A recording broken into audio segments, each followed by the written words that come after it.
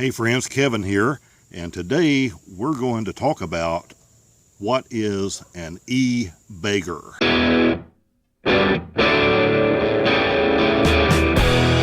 An e-beggar, or I guess that's short for electronic beggar, is one of those words that gets thrown around a lot, and it's happened a lot with van life and RV life type things.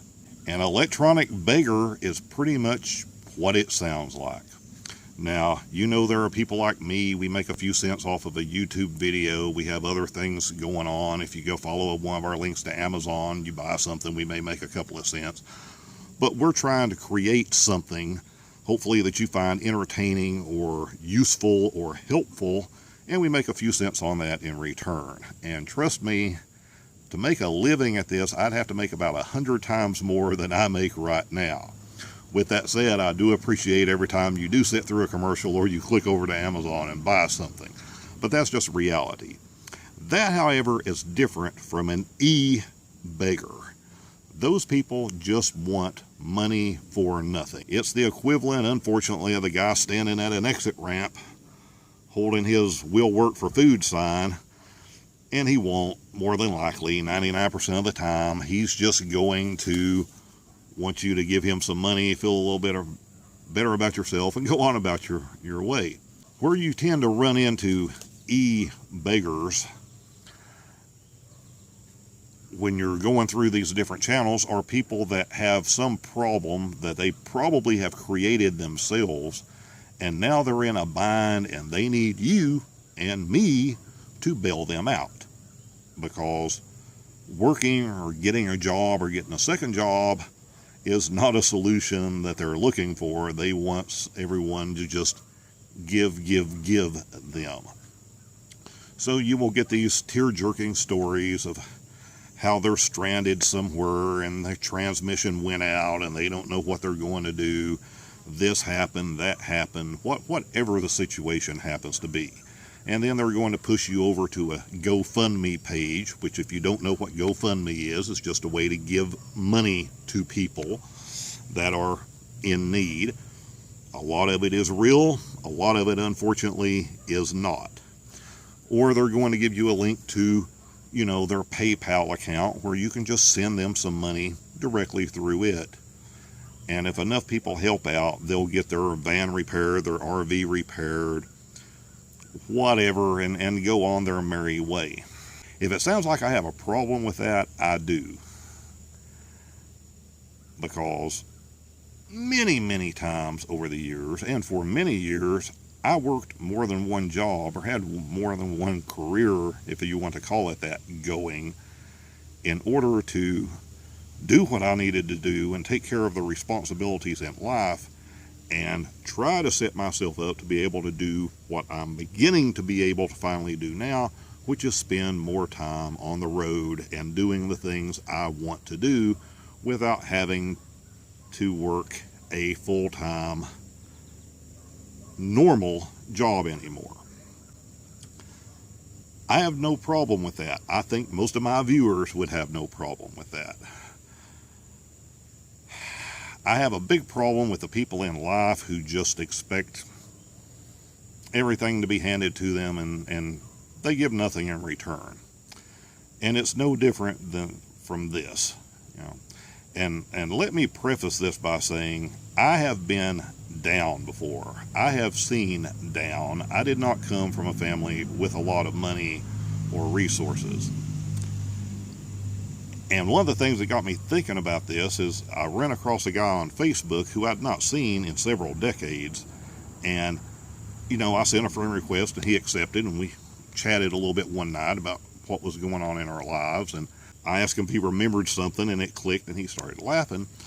Because when I was 18 or 19 years old, I had moved to a new place. I had no family there. I knew very few people. I got a job, and I was having car issues that was going to prevent me from coming to work.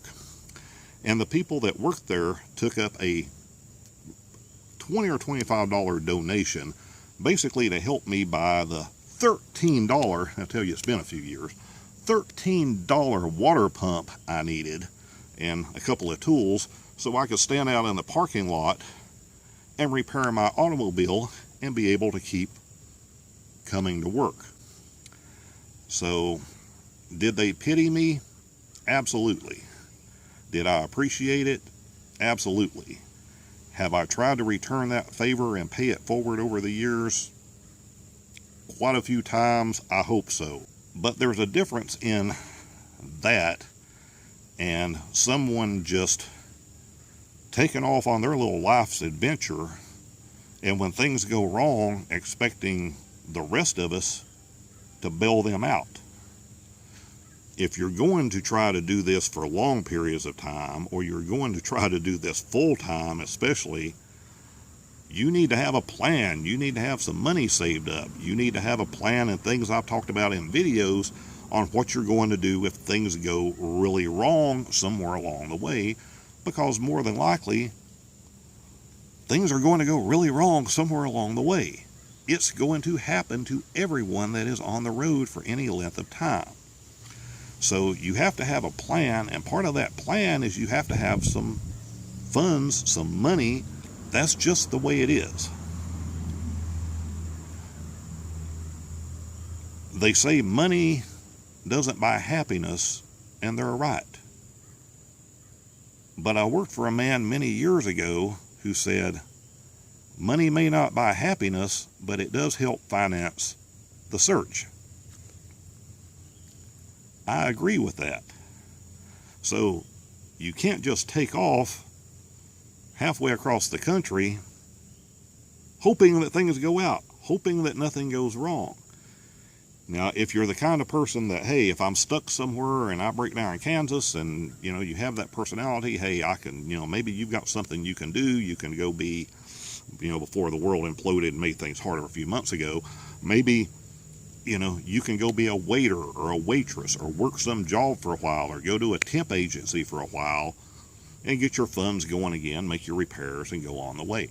Anybody like that, I have no problem with. Anybody like that, I'm willing to do a little bit to help out.